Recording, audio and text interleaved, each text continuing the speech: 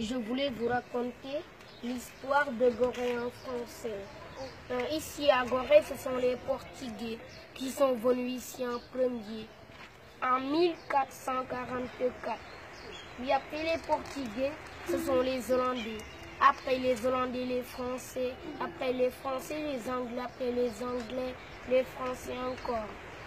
Puis c'est eux qui nous ont colonisés. L'esclavage, ça a été aboli par Victor Schœlcher. En 1848, ça a duré 400 ans. Puis le premier député noir du Sénégal à l'Assemblée nationale française, Maître Blaise Diagne. Il habitait ici. Il est né le 13 octobre 1872. Il est mort en France. Puis ici, la distance de l'île est de 900 mètres de long sur 300 mètres de large. Alors ça nous donne 27 hectares. Puis ils venaient ici, les Français, et ils faisaient l'échange. Ils amenaient des miroirs, des fusils, des pacotis en échange des esclaves.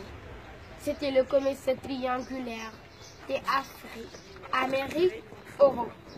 Et avant, toutes les maisons qui étaient au bord de mer, c'était des maisons des esclaves. Ici, à Gorée, il y avait 28 maisons des esclaves.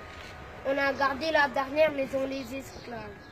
Puis en 1960, on a déclaré l'indépendance du Sénégal le 4 avril 1960.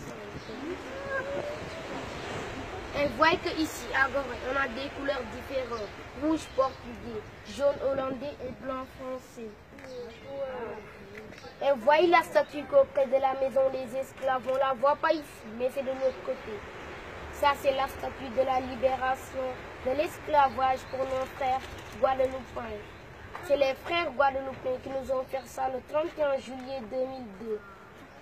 Un porte aller sans retour. Avant, il y avait un pont pour amener les esclaves. Ceux qui étaient malades ou blessés, on les balançait dans l'eau. Les requins venaient le manger. Parce qu'en cours de route, il n'y avait pas d'hôpital. Et ceux qui posaient 60 kilos, on les amenait les vendre en Amérique, en Haïti, au Cuba, etc. Ceux qui posaient moins de 60 kilos, on les laissait dans la salle des gymnases temporaires. On les engraissait. Le haricot du niébé, mélanger ça avec l'huile de palme pour qu'ils posent 60 kilos. Et École Mariamba, excellent des meilleures jeunes filles. C'est là-bas qu'on sélectionne les meilleures jeunes filles du Sénégal. Seulement des filles, il n'y a pas de garçons.